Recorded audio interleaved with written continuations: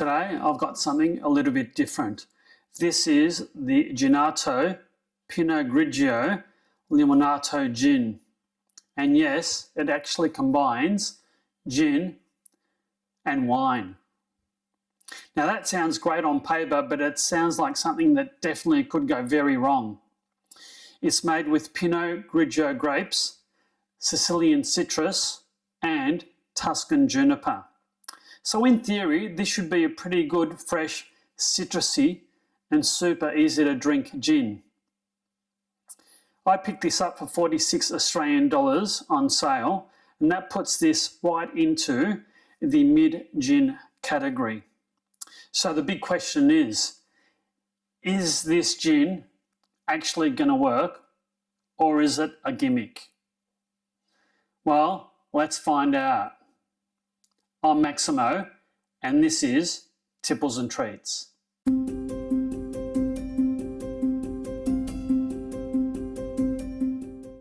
So I am tasting Pinot Grigio Limonato gin.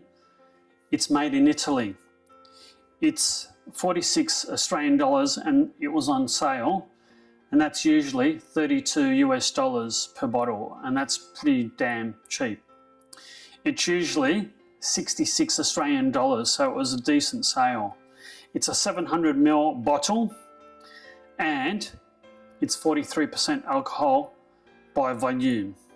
It actually is a premium Italian gin that's quite unique because it blends the worlds of gin and wine together.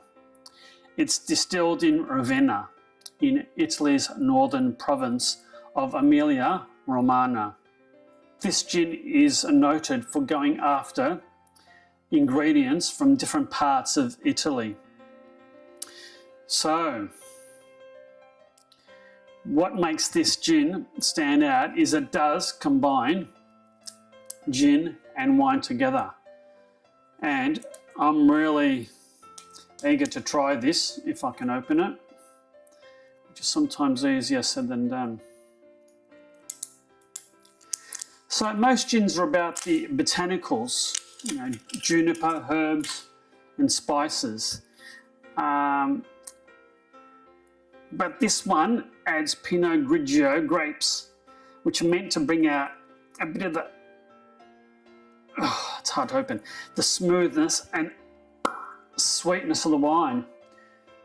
It's a plastic cork and it was a satisfying but small pop of the bottle.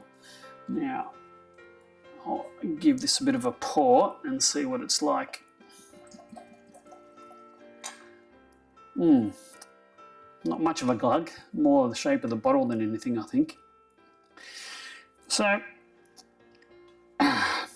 not only have you got the Pinot Grigio grapes, you've got Sicilian citrus, and Sicily is quite famous for its lemon and orange growing. So that should give it a bit of a zesty, bright kick. And as I said earlier, it's got juniper sourced from Tuscany. So what is this like?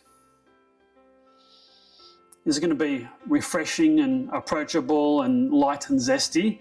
Or is it going to be a bad white wine gone wrong? Only one way to find that out. And do the flavours and come through, or is it going to taste like a fairly standard gin? So right away, it's quite a fresh, aromatic juniper, citrus, floral notes, quite light, bright, clean. Interesting. I can't tell that there's any wine in this whatsoever. All right, let's give this a red hot go.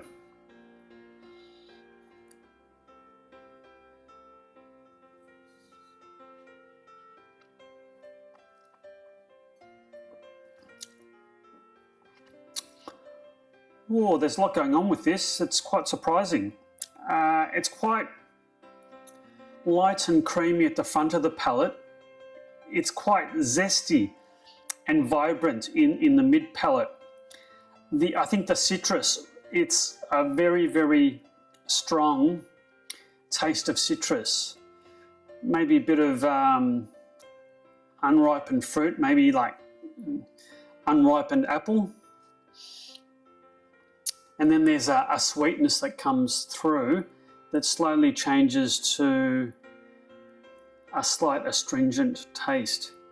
But there's a fair bit of sweetness in this, and I think, if I didn't know better, I think there was wine in here.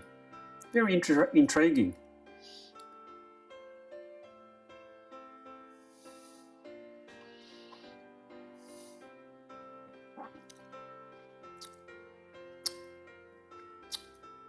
A bit of spice, a bit of pepper in the mid palate, and also in the finish is quite long, quite lingering. Definitely sort of perhaps it's not astringent, it's a bitter sort of orange aftertaste. It's definitely citrus, and there's some herbal notes in the finish as well. This is very interesting, not what I thought this was going to be at all. Now I'm going to try this with a bit of ice and see what difference that makes.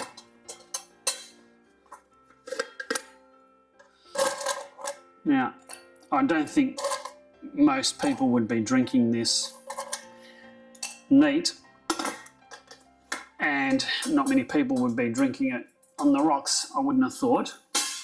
But it's interesting to taste the actual spirit and see what it's like.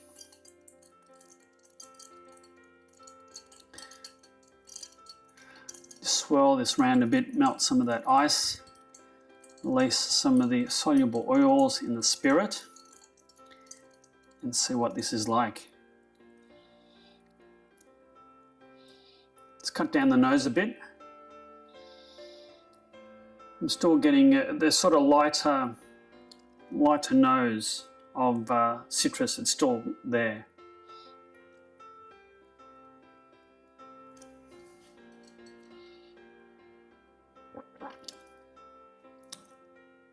Certainly smooth and creamy at the front of the palate. It's toned down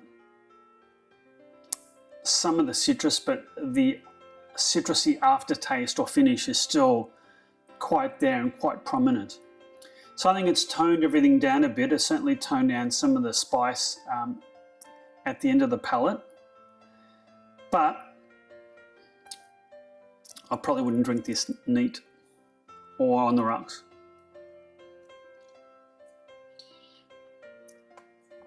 A lot more complex than I thought it'd be. Now I am getting a bit of the hints of the white wine coming through as well. Now, to be honest, most people would be drinking this as a gin and tonic, so that's what I've got to do, see what this is like as a gin and tonic. So I've got my trusty Fever Tree Mediterranean tonic water, of course, because I'm drinking it with an Italian gin. I think that's enough tonic. So let's see if this makes sense as a G&T.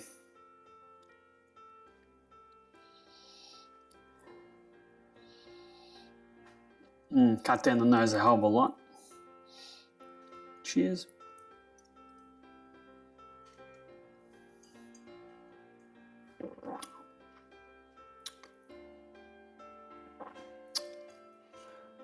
That's a damn fine gin and tonic.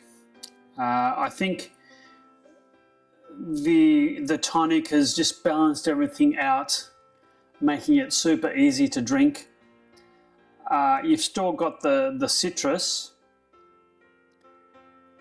but I think some of the bitterness has been removed and just makes this a very nice, easy to drink and approachable gin and tonic. And I think this is probably where the gin shines out the most as a G&T.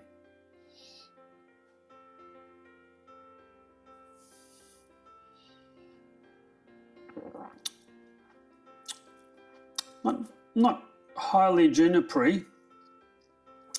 So does this gin work? Well, certainly does as a gin and tonic, but I think there's a catch. If you're after something that's traditionally juniper heavy or juniper rich, this probably isn't your gin and tonic. But if you want something that's light, citrusy, easy to drink, especially in a gin and tonic, then this is a fairly solid option.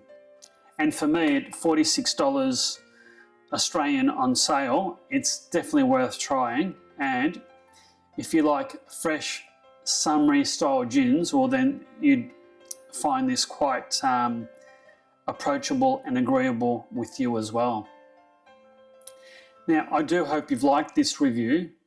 If so, please do hit that like and subscribe button. And make sure you hit that notify bell to ensure that you get all my future reviews.